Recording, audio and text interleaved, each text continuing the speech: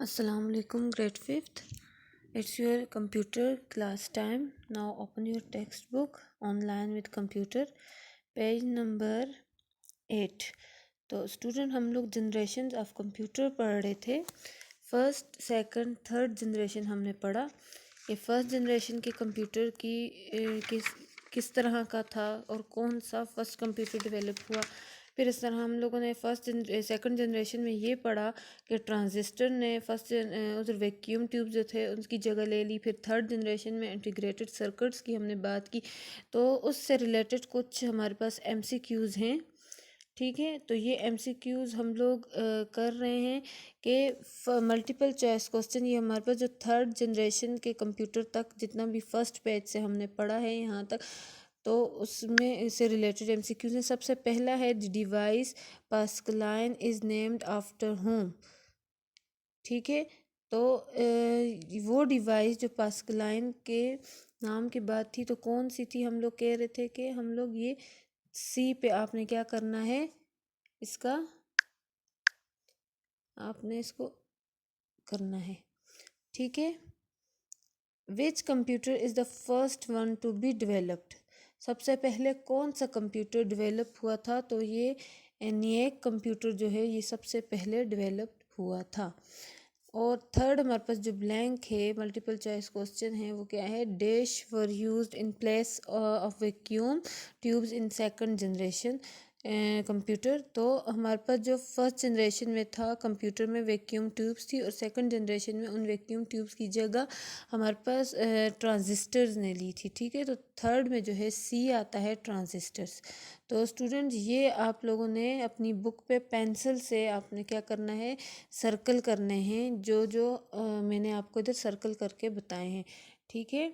अब हम नेक्स्ट जाते हैं। तो नेक्स्ट हमारे पास है क्या, fourth generation computer and fifth generation computers के बारे में हम आज पढ़ेंगे।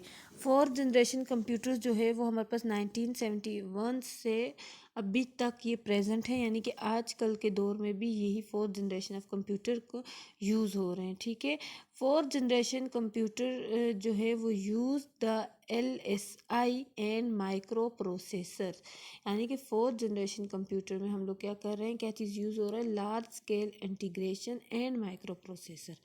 तो अब हम देखते हैं what is micro processor. Micro processor हमारे पास एक छोटी सी स्मॉल सी चिप होती है, ठीक है। यानी कि हमने जो थर्ड जनरेशन ऑफ कंप्यूटर में इंटीग्रेटेड सर्किट पढ़ा था वही हम लोग कह रहे हैं कि फोर्थ जनरेशन में हम लोग बहुत सारी इंटीग्रेटेड सर्किट जोड़ते हैं और एक स्मॉल सी चिप बनाते हैं, ठीक है। चिप आपको पता है छोटी सी just like a memory card या उससे थोड़ी सी बड़ी होगी, इतनी बहुत बड़ी नहीं होती, बराबर सी छोटी सी चिप होती है, ठीक है। इसको ब्रेन ऑफ कंप्यूटर भी कहते हैं, माइक्रो प्रोसेसर भी हम लोग कहते हैं, large integrated integration scale integration and micro processor वगैरह। अब ये क्या करती है, ये बहुत स्मॉल चिप होती है और ये इतनी स्मॉल यानी कि आपकी हाथ की हथेली के बराबर होती है, ठीक है। और इसका काम क्या है, ये मल्टीटास्किंग होती है और ये चिप जो है कम्प्लेक्स कैलकुलेशन भी कर सकती है, इसके अंदर ये एबिलिटी होती है, ठीक है। माइक्रो प्रोसेसर जो होता है हमारे पास ये इसको हम इन कंप्यूटर्स को हम लोग फोर्थ जनरेशन के जो कंप्यूटर हैं जिनमें माइक्रो प्रोसेसर प्रेजेंट हैं उनमें हम लोग क्या करते हैं, उन कंप्यूटर्स को हम बहुत पावरफुल होते हैं और इसको हम लोग खुद इनपुट देते हैं, आउटपुट कंट्रोल करता है और सिस्टम यूनिट में, ठीक है। एग्जांपल हमारे पास है इंटेल 4004 और इंटेल 8080। इसमें एक प्रॉब्लम ये है कि ये डिपेंड करता है यूज़र पे ऐसे कि हम लोग इसको जब तक इनपुट नहीं देंगे तब तक ये काम नहीं करेगा, ठीक है। यानी कि हम कोई इसको कमांड देते हैं माउस से, कीबोर्ड से, जो इनपुट डिवाइसेस हैं उन सब से, तभी जाकर ये काम करता है। काम बेशक ये एफिशिएंट करता है, बहुत अच्छा ये वाला जनरेशन है कंप्यूटर का जो अभी भी चल रहा है, लेकिन इसमें प्रॉब्लम ये है कि खुद काम नहीं करता।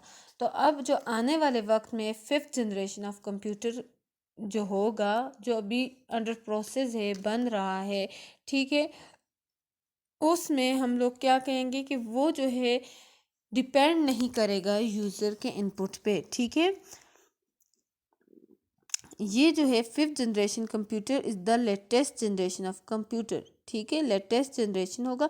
और हाँ, एक और बात, 4th जनरेशन ऑफ कंप्यूटर की जो बात है वो, ये जो 4th जनरेशन ऑफ कंप्यूटर है ये अमेरिका के एक वैली है जिसको सिलिकॉन वैली कहते हैं, वहाँ ये बना था फर्स्ट टाइम, ठीक है, 1971 या 72, ठीक है। अब 5th जनरेशन की ये बात है कि 5th जनरेशन के कंप्यूटर अंडर डेवलपमेंट है, यानी कि अभी तक बने हुए नहीं हैं। और but some application require more recognition which is the in use these days, ठीक है। These computers are under artificial intelligence, इनको हम लोग क्या कहते हैं कि ये आर्टिफिशियल, अब जो कंप्यूटर ये वाले यूज़ हो रहे हैं 5th जनरेशन के, ये क्या आर्टिफिशियल इंटेलिजेंस के अंडर हैं। फॉर एग्जांपल रोबोट वगैरह जो होगा हमारे पास as a 5th generation computer होगा, जिसको कोई भी हम लोग इनपुट की ज़रूरत नहीं पड़ेगी, डिपेंड नहीं कर होगा, ठीक है। ये क्या करेगा, मशीन लर्निंग करेगा। ये मशीन आर्टिफिशियल इंटेलिजेंस की एक ब्रांच है मशीन लर्निंग, वो काम ही करेगा। यानी कि एक दफ़ा हमने प्रोवाइड कर दिया है डेटा, बार बार करने की ज़रूरत नहीं पड़ेगी। और वो जो रोबोट लाइक कंप्यूटर है ये क्या करेगा, खुद उसको लर्न करेगा, पढ़ेगा और फिर खुद बहुत ही डिसीजन लेगा, ठीक है। और ये बहुत ह्यूमन बीइंग के लिए फ़ायदा हो जाएगा कि ह्यूमन बीइंग का काम बहुत कम हो जाएगा, ठीक है। और इसके अलावा हम कह रहे हैं कि 5th जनरेशन कंप्यूटर की हम बात कर रहे हैं, तो 5th जनरेशन कंप्यूटर काफ़ी एफिशिएंट होगा। और स्टूडेंट्स आपने क्या करना है, यहाँ तक आपने अच्छे से देखना है, first generation, second generation, third, fourth and fifth, इसको अच्छे से रीड करना है। जहाँ से भी आपको कोई प्रॉब्लम हो रही है तो आपने क्या करना है, मुझसे इनबॉक्स में पूछना है।